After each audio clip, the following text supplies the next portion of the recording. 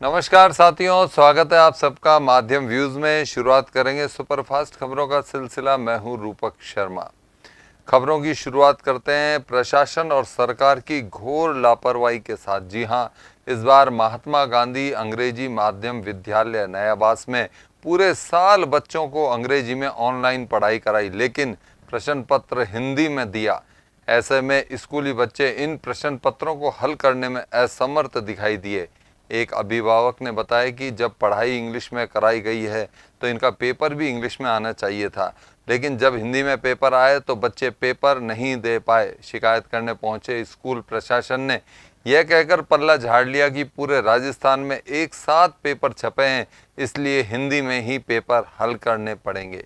मेरे बच्चे sir Mahatma Gandhi English medium Nayabas school में पढ़ते हैं। एक सिक्स क्लास में, एक 7th क्लास में है।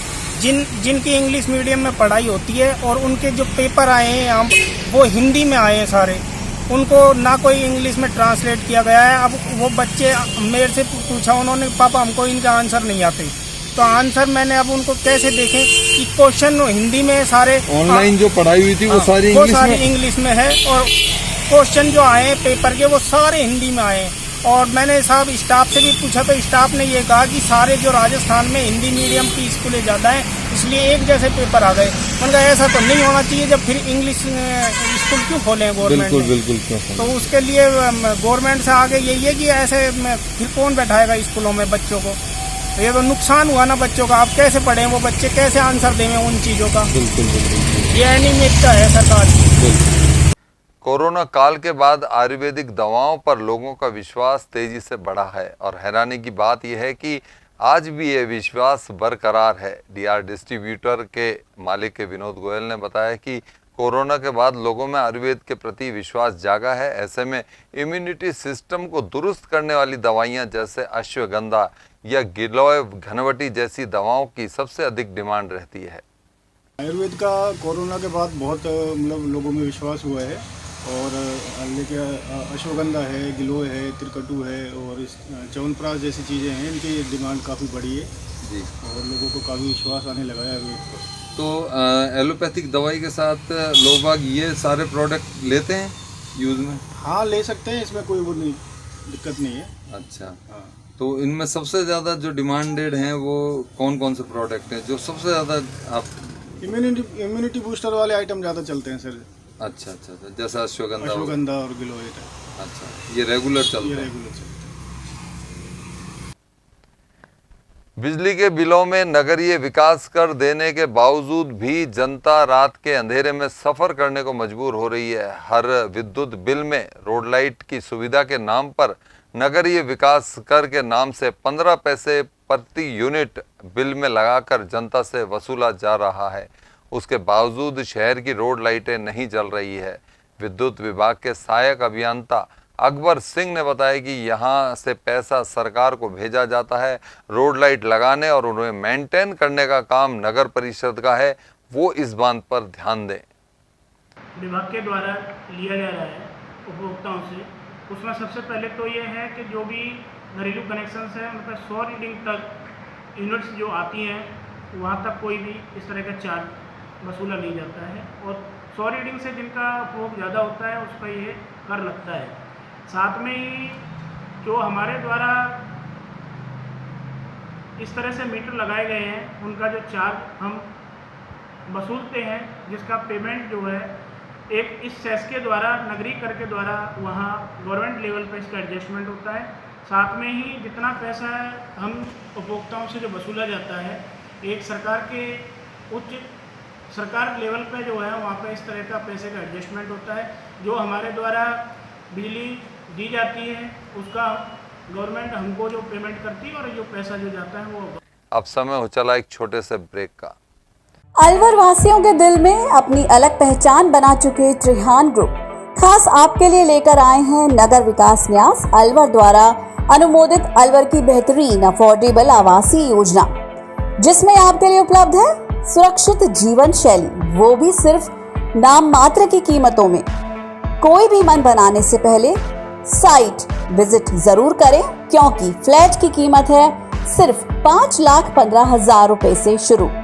अलवर भिवाड़ी मेगा हाईवे पर स्थित ये टाउनशिप आपके लिए पूरी तरह से सेफ है, जहां आपको मिलेंगी चौड़ी सड़कें, हरे भरे गार्डन, मंदिर और गुरुद्वारा। तो जल्दी कीजिए, सीमित फ्लैट्स उपलब्ध।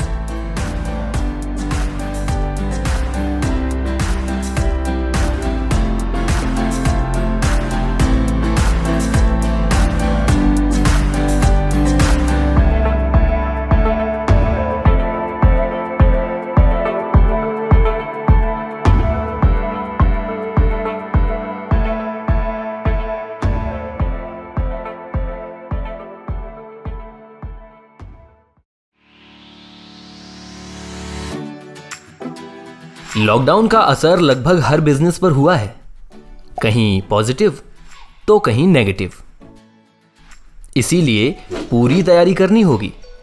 अरिहंत पब्लिसिटी लाया है आपके लिए सभी तरह के एडवर्टाइजिंग सॉल्यूशंस, वो भी मॉडर्न एडवर्टाइजिंग टेक्निक्स के साथ,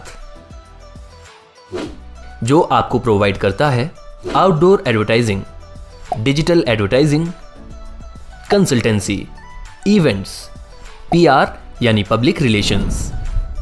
तो आज ही कांटेक्ट करें अरिहंत पब्लिसिटी से और अपने बिजनेस को दें एक नई पहचान।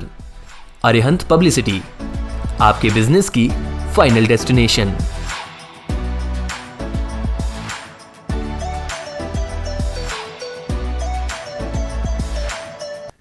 ब्रेक के बाद स्वागत है आप सभी का। एक बार फिर से रुख करते हैं खबरों की ओर। आगामी रविवार यानी 26 सितंबर को होने वाले बड़े स्तर की परीक्षा की तैयारी प्रशासन द्वारा बड़े जोर शोर से चल रही है। रीट की परीक्षा के लिए जिला प्रशासन ने कमर कस ली है। शहर में परीक्षा केंद्र बनाए गए हैं, वहीं व्यवस्थाएं सुचारू रहे, परीक्षार्थियों के साथ शहर में कोई परेशानी ना हो, इसके लिए प्रशासन पूरी तरह सजग है। एडीएम सिटी सुनीता पंकज ने मीडिया को बताया कि रीट परीक्षा को लेकर पूरे अलवर जिले में 223 सेंटर बनाए गए हैं। इस परीक्षा में 71,233 परीक्षार्थी भाग लेंगे। परीक्षा केंद्रों पर किसी भी प्रकार की अव्यवस्था न हो, इसका विशेष ध्यान रखा गया है। रीट एग्ज़ाम 2021 के अंदर अलवर ज़िले के अंदर टोटल 223 सेंटर्स बनाए गए पूरे ज़िले में, और इसमें न केवल अपने शहर में बल्कि उपखंड लेवल पे भी सेंटर्स बनाए गए हैं, जिसमें सभी मुख्य उपखंड बहरोड, बांसुर, थानागाजी, राजगढ़, रामगढ़ इत्यादि सभी में सेंटर्स बनाए हैं, जहाँ पर लगभग 71,233 जो स्टूडेंट्स हैं इसमें पार्टिसिपेट करेंगे। और इसके अंदर जो बाहर से जो अपने यहाँ आउटसाइड से आएंगे वो लगभग जो है 37,900। शहर के तिरपोलिया स्थित भगवान तिरपोलेश्वर मंदिर की ओर से मंगलवार को आने जाने वाले लोगों को हेलमेट वितरित किए गए। इस दौरान बड़ी संख्या में लोग मौजूद रहे। मंदिर के महंत जितेंद्र खेड़ापति ने बताया कि लोगों में सुरक्षा की भावना बढ़े और लोग दुर्घटना से बचे रहें, इसके लिए हेलमेट वितरित किए गए हैं। जय श्री राम, जय भोलेनाथ की। भगवान त्रिपुलेश्वर नाथ की कृपा और आशीर्वाद आप सभी भक्तों पर बना रहे। आप सपरिवार सकुशल रहें, उन्नतियों को अग्रसर बढ़ते रहें, अग्रसर होते रहें। जैसा कि आप सभी भक्तजनों को अवगत है कि गणेश चतुर्थी के उपलक्ष्य में गणेश चतुर्थी से ही निःशुल्क हेलमेट वितरण का कार्यक्रम प्रारंभ किया गया था, जो कि निरंतर चलता रहा। और आज सोमवार को संध्या आरती के पश्चात निःशुल्क हेलमेटों का वितरण कर कार्यक्रम का समापन किया गया है मंदिर प्रन्यास द्वारा। दोस्तों, अभी कोविड गया नहीं है, इसलिए 2 गज दूरी और मास्क है जरूरी। देखते रहिए माध्यम। नमस्कार।